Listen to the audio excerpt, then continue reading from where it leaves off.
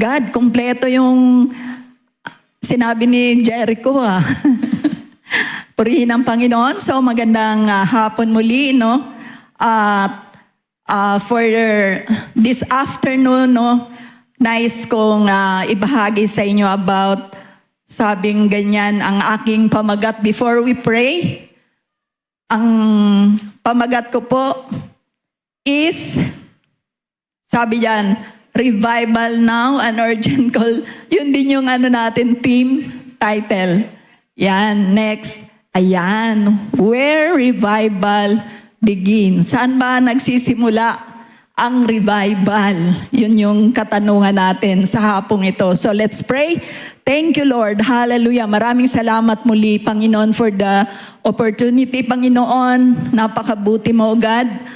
Gamitin mo, Panginoon, ang mga bibig na ito pang maging pagpapala sa bawat makarinig. It's not by might nor by power, O God, but by your Holy Spirit, O Lord. Touch every heart, Panginoon.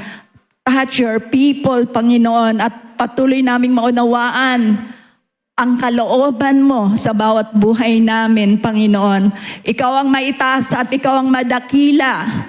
In Jesus' name, Amen. Hallelujah. Sige po, palakpakan po muna natin si Lord. Ang sabi diyan sa ating next slide, no? Spiritual progress begins when we see ourselves as God sees us. Kasi kung minsan, no, pag hindi natin nakita kung sino tayo sa harapan ng Diyos. Amen ba? Sabi nga, kung minsan, maraming tao nagsasabi sa atin na, ay wala kang kwenta. Di ba minsan ganon, no? Wala kang marating, wala kang pag-asa. Di ba marami tayong negatibong bagay na naririnig. And sometimes, parang yung self-esteem natin bumababa. Aminin natin, kahit dito sa church, ayoko nang umattend dyan. Natisod. Di ba? Ang daming mga dahilan. Ayoko na dyan kasi yung mga, minsan, yung mga usher. Hindi, joke lang yun mga usher, hindi talaga. Yung mga usher nila doon, hindi ako pinapansin. Actually, no, may nangyaring gano'n, no? Hindi siya nakausap, hindi siya kinausap. Ayaw na niyang umattend. Parang hindi lang siya nalapitan. Kung ganon. May tendency, anong nangyari? Nawawala sa gawain. And after that, alam nyo, pagka dumarating sa sitwasyon natin na ganon, lumalayo tayo, nawawala na tayo ng gana na pumunta sa gawain. Pero tandaan natin, kapatid, kailanman, once nakilala mo ang Panginoon, anong sabi diyan sa ating susunod na verse? Tandaan po natin, nag-quote lang talaga ng attention ko niya, no? Tandaan po natin, anuman ang pinagdaanan mo, kapatid, anuman sitwasyon na meron ka, at anuman ang kinatitisuran mo, pinanghihinaan mo, tandaan mo, kapatid, sabi nga dyan, natiyak kong ang mabuting gawang pinasimulan sa inyo ng Diyos, ay Kanyang lulubusin hanggang sa araw ni Jesucristo. Tandaan natin, kung anong pinasimulan sa iyo ni Lord, dinala ka ni Lord dito, narito ka sa araw na ito, at simula sa araw na ito, hanggang sa mga susunod na magkita tayo, nandyan ka pa rin. Amen? Walang manghihina, walang aalis, walang bibitaw. Sabi nga ni Pastor, no, sama-sama tayo na maglingkod kay Lord. Amen? Sama-sama tayong maglingkod sa Panginoon.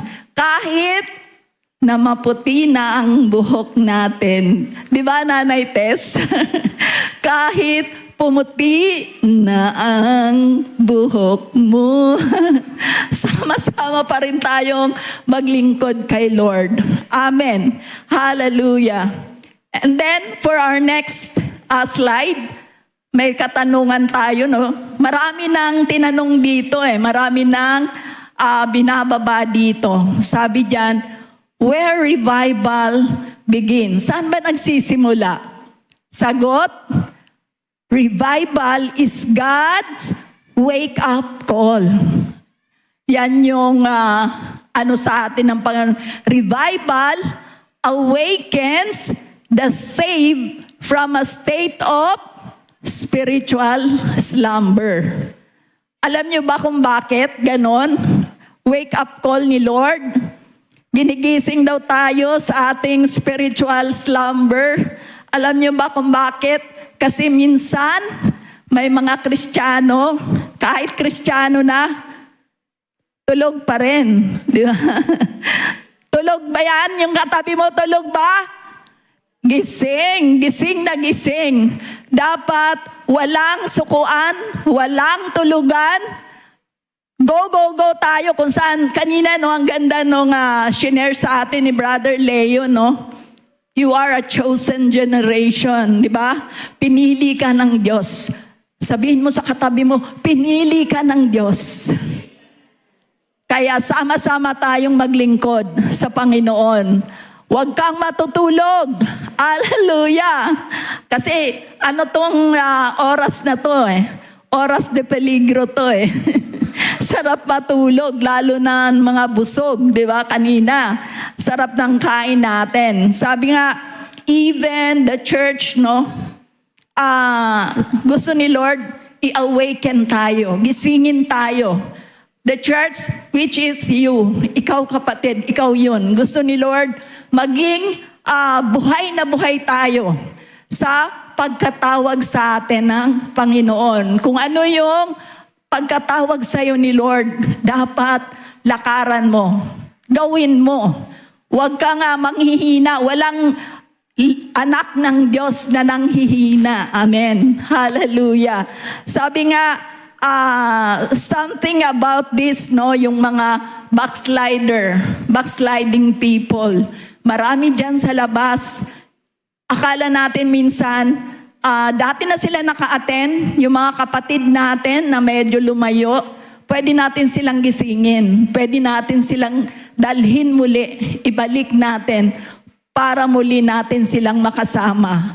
Para muli mabuhay yung kanilang paglilingkod para sa ating Panginoon. Amen ba?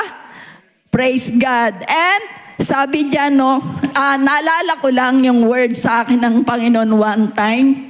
Sabi ng Lord, ignite your passion. Ano ba yung passion mo, kapatid? Sabi nga, ang dami nang sinabi rito, no? Yung first love natin.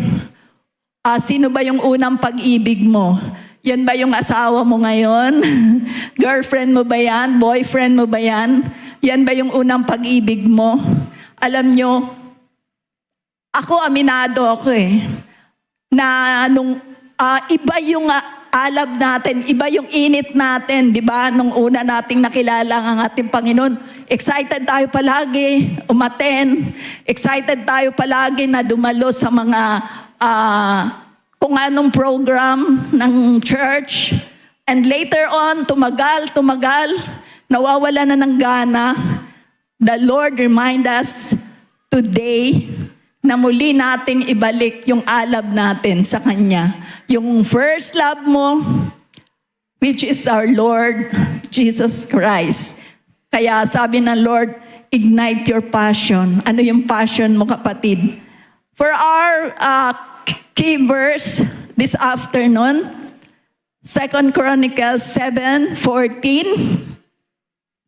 Ang sabi diyan, ngunit kung ang bayang ito na nagtataglay ng aking karangalan ay magpakumbaba, manalangin, hanapin ako at talikuran ang kanilang kasamaan, papakinggan ko sila mula sa langit. Patatawarin ko sila sa kanilang mga kasalanan at muli kong pasasaganain ang kanilang lupain. Blessing ba?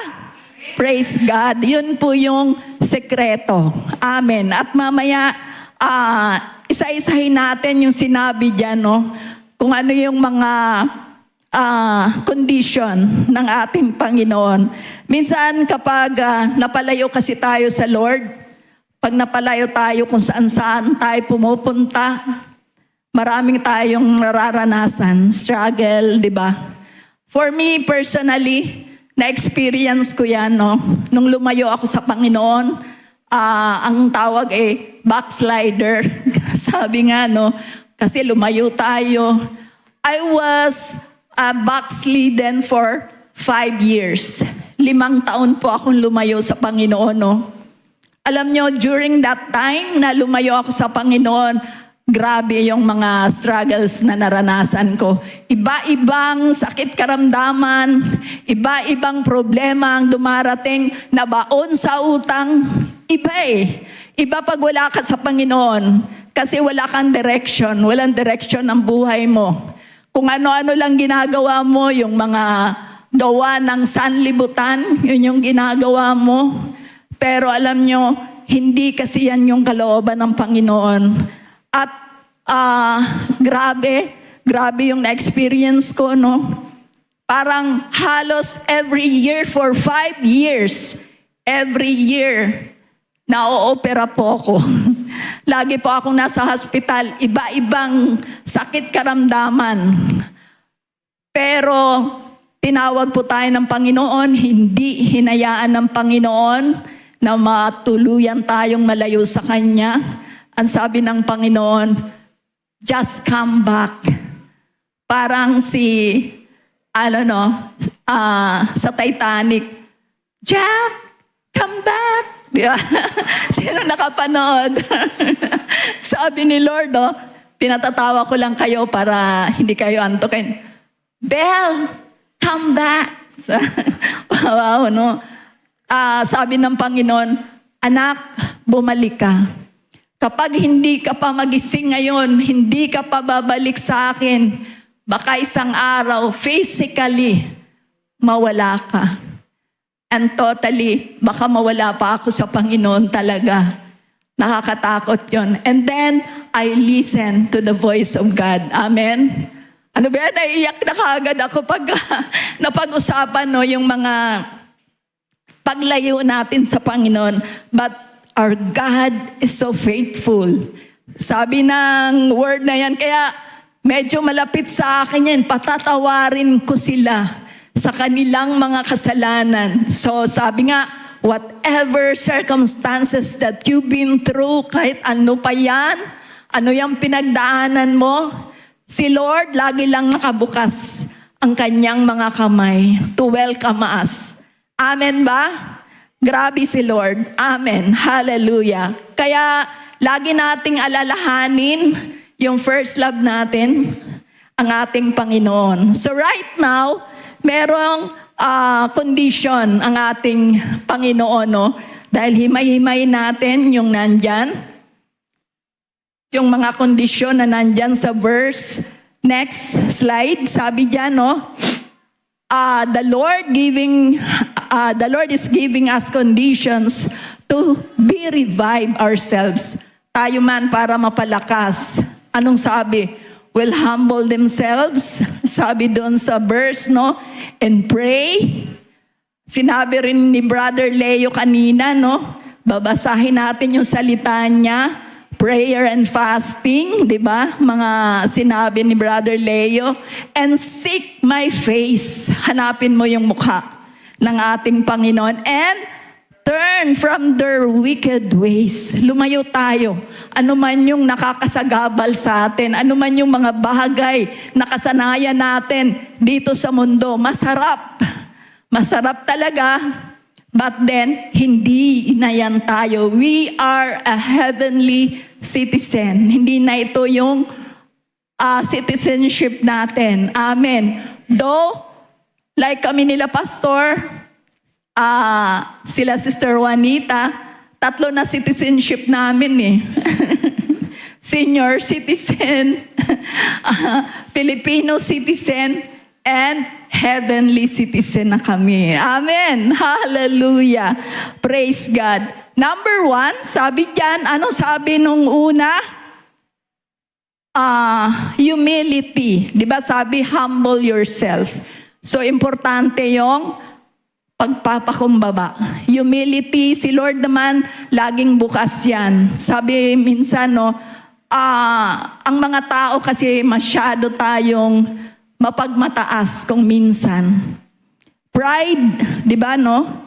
Humility kasi kung minsan, nagiging mayabang tayo kapag medyo maganda na yung posisyon sa trabaho, maganda ng posisyon sa, like may mga ministry, ayan, wake up call din sa atin, no? Pag may mga ministry, parang medyo tumataas na, no? But then, pag nagiging leader, medyo tumataas na yung ego. Ang sabi diyan, pride is simply taking credit for things that I'm not really responsible. Tandaan natin yan. For when we start feeling too puffed up about ourselves, we need to remember this word of God. Kung minsan, ipaalala mo sa sarili mo. Ipaalala mo na, Lord, medyo tumaas na ako. Kaya naalala ko dati, no, sinasabi nila, Pastor, ibalik mo. Di ba? Pag may ginawa ang Panginoon sa amin noon, balik nyo. Kasi mahirap na tumaas kayo. Yumabang kayo. Lagi kaming nire-remind ni Pastor Tony, no, before. Kaya sa mga kabataan, nais din ng Lord na i-remind tayo na ibalik natin lagi sa Panginoon. Dahil, anong sabi sa word ni Lord? Next. Anong sabi diyan? Paano kayo nakakahigit sa iba? Tandaan po natin, hindi tayo nakakahigit sa iba. Hindi ba lahat ng nasa inyo'y ibinigay lamang sa inyo ng Diyos? Tandaan natin, kapatid, lahat ng meron ka ay galing sa Diyos. Amen po. Kung gayon, bakit ninyo ipinagyayabang iyon sa parang hindi kaloob sa inyo? Everything we have ay galing lang sa Diyos. Amen. Wala tayong may pagmamalaki. Even our salvation, it's just a gift from God. Kaya nga, sabi ng Panginoon, ito ay regalo ko lang sa inyo. Walang kahit sino man ang magmamalaki. Amen po. Sabi diyan sa ating next slide, we won't base our self-image on our net worth. Hindi yan palakihan ng net worth, no? When we believe God isn't impressed with our bank account, tandaan natin, mas malaki ang ipon ko kaysa sa Kanya. Mas malaki ang bank account ko kaysa sa Kanya. But God wants us to have time for people, and because He wants us to understand that we are created by the same God. Remember, kung natanda ninyo kanina, no? Anong gusto daw ng Lord? Go and make disciples to all nations. Yun talaga yung purpose natin. That's why narito tayo. Sabi diyan, love God, love people, go and make disciples. Yun po yung tandaan po natin. Hindi nai-impress si Lord na marami ka nang naipon, maganda ang trabaho mo. Mas ma-impress pala si Lord kung marami kang nadalang kaluluwa sa Kanyang kaharian. Amen?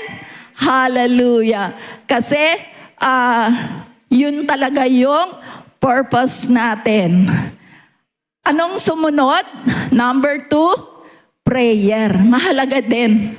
Manalangin. So this upcoming October 1 to 6, meron tayong prayer and fasting week. Mag-join kayo. Even one day, you can join us. Sabi diyan, it is the sincere prayer of a person who realize his right standing with God. Amen? When we understand that everything we have is just a grace of God. Our prayer, kung maunawaan mo kapatid, Anong maging panalangin mo, no? Will be filled with gratitude. Talagang punong-puno ng pasasalamat kapag nakilala mo yung Diyos na pinaglilingkuran mo. Our prayer will be filled with gratitude, love, praise, and we will cry out to God, confessing how fall short we are for His divine standards. Hindi tayo makaabot sa kaluwalhatian ng Diyos, di ba? Sabi, we are fall short for the glory of God. Amen? So wala po tayong maipagmamalaki. Pero kapag naunawaan mo during sa pananalangin mo kung sino talaga yung Diyos na pinaglingkuran mo, grabe, full of gratitude ang puso mo. Halos maiyak ka na lang. Sabi, naalala ko, no, nung nasa Bicol kami, every time that I pray, talagang naiiyak ako. Sabi nga ni Pastor, si Pastor Abel lagi lang umiiyak. Alam nyo, ba't ako naiiyak? Naiiyak po ako talaga sa kabutihan ng Diyos. Grabe, na-amaze po ako, overwhelmed po ako sa grabe po kasi yung kabutihan ng Diyos. Yung mga word niya, no, na sinasabi niya, sobra po akong na-amaze sa ating Panginoon. And every day, no, we will remember the Word of God, no? Kaya tama yung sabi ni Brother Leo, basahin natin yung ating Bible, ang salita ng Diyos. Sabi nga, hindi lang tayo nabubuhay sa tinapay, na lagi tayong gutom, but then, sa salita ng Panginoon na nagmumula sa kanyang bibig. If you read, hindi lang physical ang nabubusog sa atin, even our spiritual, mabubusog din. Amen. Hallelujah. Ano yung word? Sinasabi diyan, and remember the word. Sabi ng Panginoon, ako ang puno ng ubas. Tandaan po natin, at kayo ang mga sanga. Ang mananatili sa akin at ako sa Kanya, ang siyang nagbubunga ng sagana, sapagkat wala kayong magagawa kung kayo'y hiwalay sa akin. So mahalaga, lagi tayong nakakonect sa puno. Amen? Lagi tayong nakakonect sa ating Panginoong Jesus. Kasi we can do nothing afar from Him. Tandaan po natin yan. Kapag malayo tayo sa Diyos, wala tayong magagawa. Dahil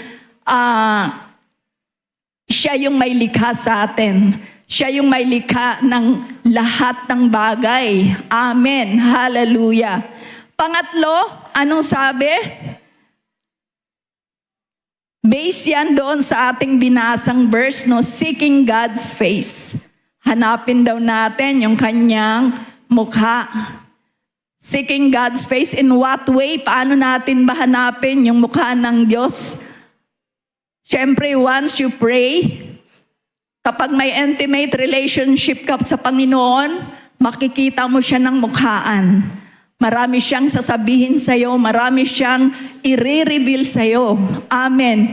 Sabi nga, it has to do with the direction of our life.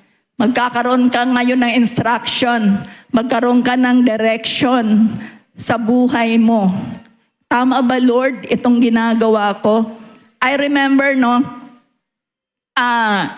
one morning, we prayed, no, nag-pray kami ni Sister Roselyn nung nasa Bicol kami. Ang linaw ng instruction, no, ng Panginoon. Sabi ng Lord, go house to house. Yun yung pinagagawa sa amin. Go house to house. Bisitahin daw namin yung mga kapitbahay doon. Alam nyo, nakakatuwa. Si Sister Mean, nung pauwi na rin siya sa Bicol, nasa bus siya. Same word. Sinabi rin sa kanya ng Panginoon. Magpunta raw house to house. Pagdating niya, Mama Bel, punta tayo house to house. Ang problema po namin, every day po sa Bicol umuulan at hindi ordinaryong ulan, bagyo. Pag dumating yung time na maganda yung panahon, house to house kaagad kami. So praise God po, no? Kahit papaano, marami din po tayong nabisita. Same word, instruction direction ng Panginoon para sa atin, no? Sa church, para sa Bicol, that you have to go house to house para mabisita ang bawat pamilya. Amen. Hallelujah. So sabi diyan, seeking God's face, it has to do with the direction of our life. Sabi diyan, Matthew 5, verse 6, pinagpala ang mga may matitinding hangarin na sumunod sa kalooban ng Diyos, sapagkat sila'y bibigyan kasiyahan ng Diyos. Maging masaya tayo Amen. Nandoon yung joy, nandoon yung peace. Amen. Because sabi ng Lord, joy, peace I gave you. Binigyan tayo ng Panginoon ng kapayapaan. Binigyan tayo ng kagalakan. Amen. Sabi diyan sa ating next slide, to seek God's face is to hunger for a closer walk with Him. Yan yung ibig sabihin, to seek God's face. Kailangan sanggan dikit kayo ni Lord. Amen? At sigurado naman yan. Sabi nga, if you seek God first, His kingdom and His righteousness, all the things shall be added unto you. Huwag kang mag-alala sa kakainin mo. Huwag kang mag-alala sa budget mo. Amen. Hallelujah. Pag pinahayo ka ng Lord, pag sinabi ng Lord sa iyo ngayon, punta ka sa Bicol. Punta ka.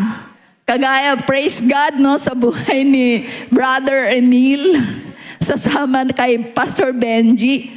Alam nyo, si Brother Emil, nag-alala pala siya during that time. Lord, wala akong maibigay. Wala raw siyang maibigay, no? Wala siyang maitulong. If ever napupunta siya, sabi ko, don't worry. Si Lord ang bahala sa'yo. Sagot ka ni Lord. Amen? Basta gawin mo lang ang pinagagawa ng Panginoon. Kung ano yung gusto ng Panginoon, si Lord na ang bahala sa'yo. Amen? Hallelujah. So, don't worry. Sagot ka ni Pastor Benji. Praise God. Hallelujah. Purihin ang Panginoon, no? And then, number 4, anong sabi diyan? Turning from our wicked ways. Siyempre, kung ano yung dating nakasanayan mo, dati mong ginagawa, kung alam mong mali, huwag mo nang gawin. Diba? We must repent. It means to turn our wicked ways. Ano man yung mga dati nating ginagawa, no? Yung malakas ba tayong kumain? Eko. Yon, talikuran na raw natin. Baka, hallelujah. So sabi diyan, we must repent, no? It means to turn our wicked ways. Sabi diyan, sa ating next slide, sabi niya, you used to cheat, aray ko, you used to cheat on your wife or husband, but now you don't. Amen? Hallelujah. Or even your boyfriend, your girlfriend, no? You used to be lazy, mga kabataan, or kahit sino ka man, lazy, but now, aren't. Hindi ka na ngayon tamad. Masipag ka na. Masipag ka na maghugas ng pinggan. Masipag ka na sa bahay. Amen. You used to fill your mind with bitterness, but now you don't. Dati, puro ka bitterness, hatred, sama ng loob, di ba? Pero ngayon, hindi na. Na-revive na ba? Na-revive na yung puso natin. Amen. Once you live in lust. Mahilig ba tayo sa, nabanggit din to ni Brother Leo, no? Kanina, mahilig ba tayong manood ng mga mag-swipe sa mga Facebook? Usong-uso ngayon yan, no? Reels. Ang dami, no? For that, which God has forbidden. Hindi kalooban ni Lord. Forbidden you to have, but not anymore. Revive na ba? Whatever your wicked ways, our revival means turning from those ways to the ways that pleases God. Amen? Yung nakakalugod sa Panginoon, yun lang po yung ating ginagawa. Amen. Hindi lang ako, marami sa atin, no? Talaga naman, I heard, no, na dati ganito ginagawa ko, pero ngayon hindi na talaga. Amen. Dati, chismosa ako, pero ngayon, hindi na. Dati nagsusugal ako, nagtutong-its ako, nagbibingo ako, umiinom ako, nagsisigarilyo ako. Maraming wicked ways ang ginagawa natin. But now, hindi ka na ikaw. Amen. Dahil you are now a new creation. You are now a sons and daughter of God. You are now a chosen one. You are now a holy nation. Nabanggit ko na naman, no, yung sinabi ni Brother Leo. Pinili ka ng Diyos, kapatid. Amen. Yung dating buhay mo ay hindi na ikaw yun. Dating nagda-drugs, dating manginginom, natawa si Sedi. Pero ngayon, napakabait na. Amen. Naalala ko yung isang kapatid kanina, no, lumapit siya sa akin. Sana next week, sasama na yung mother ko. Alam mo, talagang nakita na nila sa akin yung changes. Wow! Nakita na siguro nila talaga yung pagbabago ko. Ibang-iba na ako kaysa dati. Kaya, magiging role model na tayo sa ating pamilya. Kaya dati parang ayaw nilang sumama kasi wala namang pagbabago to si Eddie. Hindi, joke. Wala namang changes. But now, there's a lot of changes in you. Amen. You are now a new creation. At lahat ng ginagawa mo ay nakakalugod na sa Panginoon. Amen. Hallelujah. Next slide. Sabi diyan, humility leads to prayer. Siyempre, kapag nandoon yung pagpapakumbaba natin sa Panginoon, magpe-pray tayo. Amen. And prayer leads to seeking God's face. Habang nananalangin ka, makikita mo ng mukhaan ng ating Panginoon. Seeking God's face leads to turning from our wicked ways. Kapag, syempre mahihiya ka kay Lord mareremind ka na ito yung, ay pangit pala yung ginawa ko. Ay, nandun yung sama ng loob mo, maaalis na yun. Yung dating ginagawa mo, maaalis na yun. Kasi mahihiya ka na ngayon kay Lord. Ay, Lord, sorry. So, what you have to do is repent. Amen. Ma-repent tayo kasi yun yung gusto ni Lord. Amen. Hallelujah. Anong sabi diyan? Mabilis lang po ako. Kasi gusto nang umuwi ni Pastor dinahilan to si Pastor. Sabi diyan, revival is not far away when we see ourselves as God sees us. Diba yan yung una nating sinabi, no? Kung anong tingin sa'yo ng Diyos, kapatid, yun dapat ang tingin mo sa sarili mo para hindi ka maliligaw. Hindi ka maaawa sa sarili mo. Amen. Hindi ka manghihina. Hindi ka magfe-fail. Hindi ka matitisod. Kasi anong sabi kanina pa natin narinig, just focus unto Jesus, the author and the finisher of your faith. Kapag nakafocus kasi tayo sa tao, wala. Manghihina. Lalayo ka. Anong mangyari? Malalayo tayo sa gawain ng Panginoon. Ang mangyari sa'yo, puro galit, puro inis, di ba? Kasi maiinis ka dun sa taong nakita mo. But then, if you focus unto Jesus, si Lord lang, Tandaan po natin, even nandito ka sa church ngayon, marami pa rin tayong flaws. Amen? Walang perpekto. Walang perpektong tao. Pero kapag ang focus natin ang Panginoon, lahat yan maging perpekto. Amen. Hallelujah. Thank you, Jesus. Sabi diyan. Next slide. Huwag mong tingnan ang kapwa mo na magbago.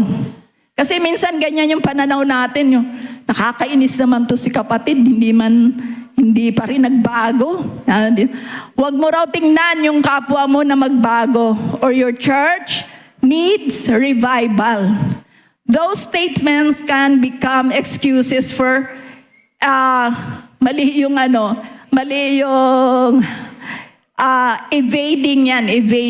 evading our own responsibility. Anong ibig sabihin ng evading? Umiiwas tayo sa sarili nating responsibilidad. Amen. Kasi nagtuturo tayo eh. 'Di ba? Sabi nga, pag nagturo tayo ganyan, etong hinlalaki natin ang katuro sa atin. Amen. Lagi tayong si kapatid naman, nakakainis. Pero alam nyo, lagi nating titingnan yung sarili natin.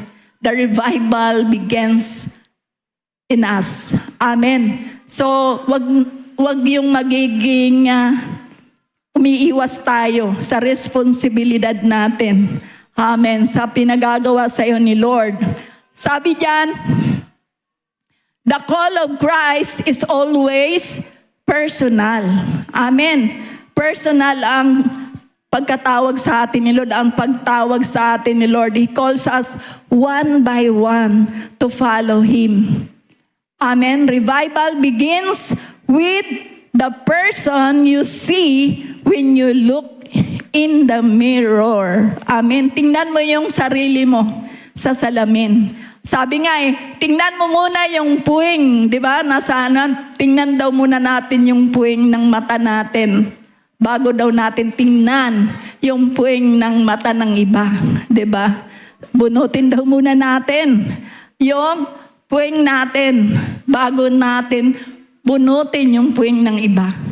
Kasi minsan madaling magturo Ay, si kapatid. Ay, ganito. Hindi po tayo marirevive dyan.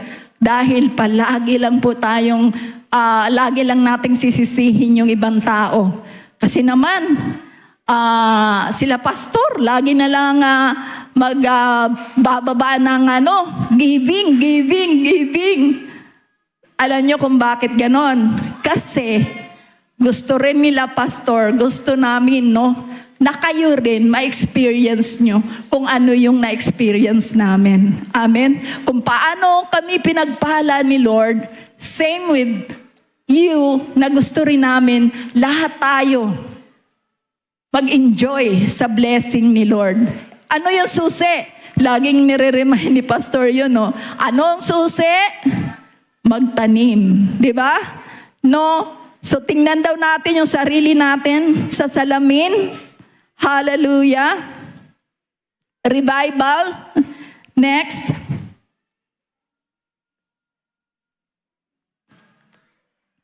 Revival starts there, and by God's grace, revival will begin inside your own heart. Amen? Alam nyo, walang magbabago kung hindi natin baguhin yung puso natin. Amen. Kinuha ko lang po na-share na ni Pastor Benji last time. Ipag-pray po natin sa Panginoon. This verse, sabi kasi, ang revival daw will begin inside our hearts, In your heart. Sabi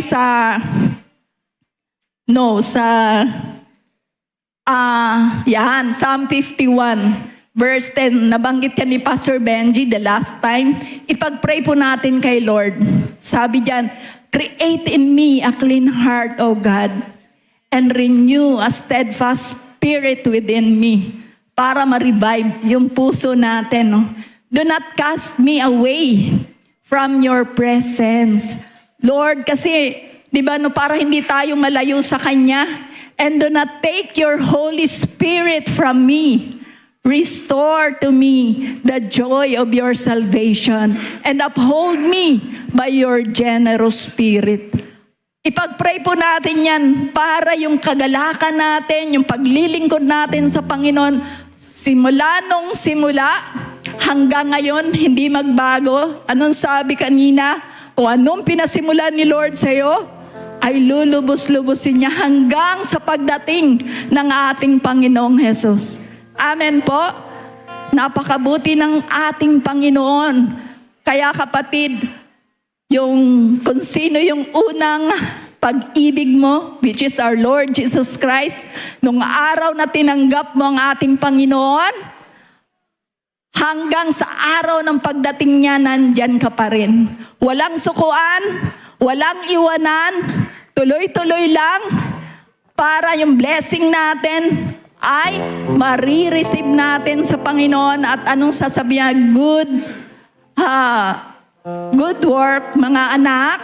Ano yung sabi sa ating, sabi ko sa inyo, bilis ko, no? Last verse, sabi diyan, ulitin lang natin yung ating key verse.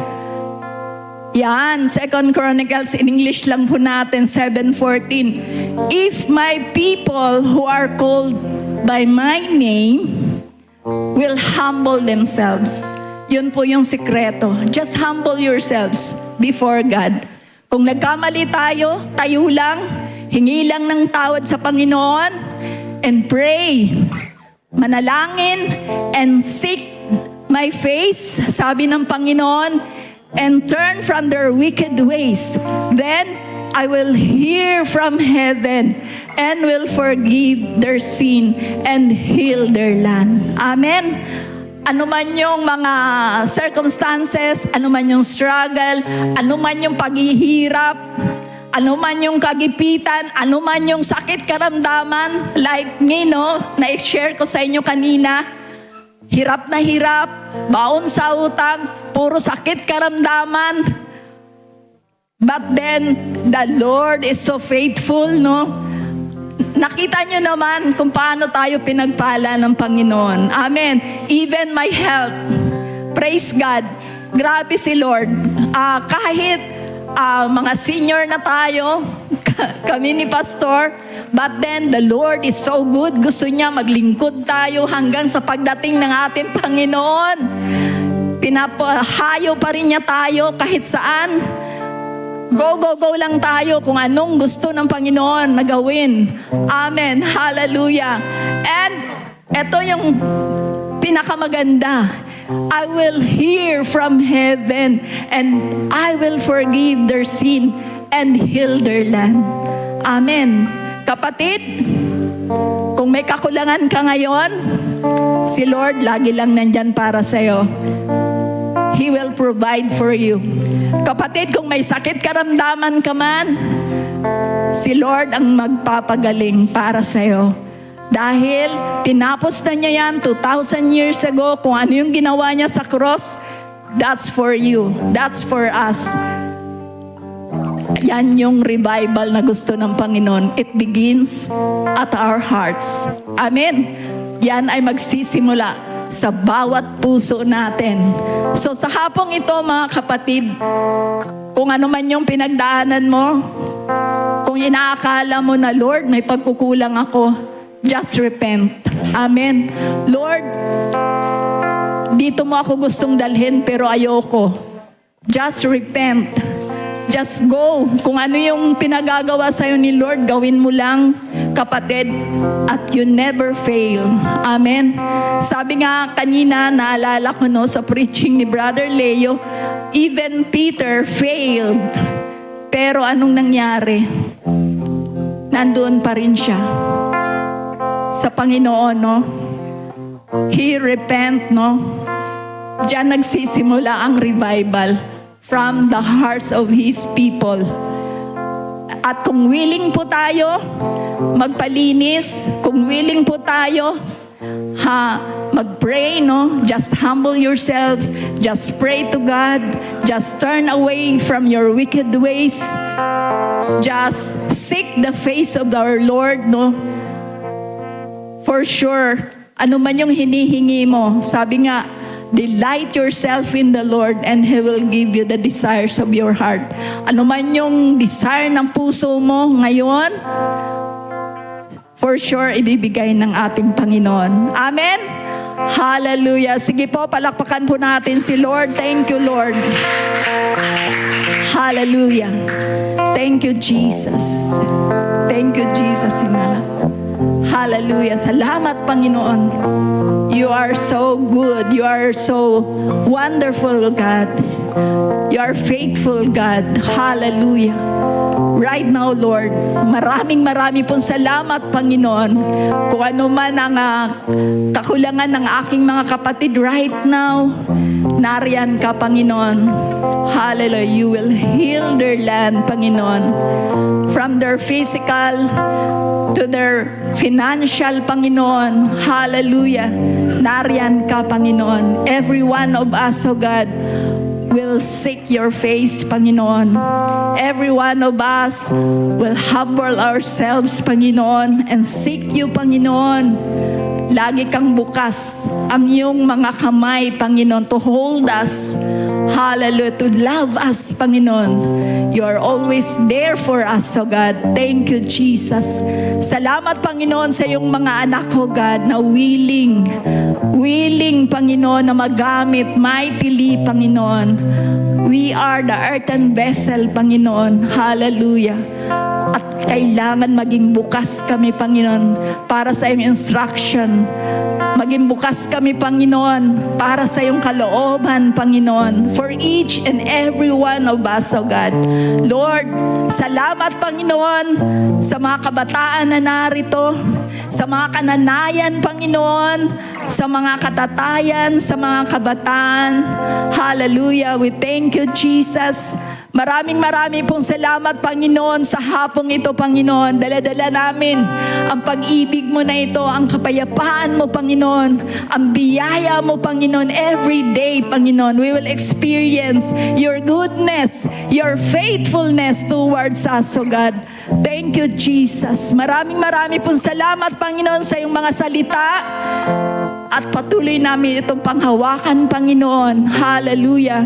Maraming salamat sa iyong Santong Espiritu, Panginoon, to guide us, to fill us every day in our lives, oh God. At uuwi kami, Panginoon, na safe, ligtas, lalong-lalo na yung aming mga kapatid na malayo pa ang uuwian. You will protect them, Panginoon. You will cover them, oh God, with your precious blood, Panginoon. Maraming salamat. Ingatan mo ang kanilang sasakyan, oh God. Salamat, Panginoon, sa hapong ito. Sa iyo namin lahat ito binabalik. In the mighty name of Jesus, we pray. Amen.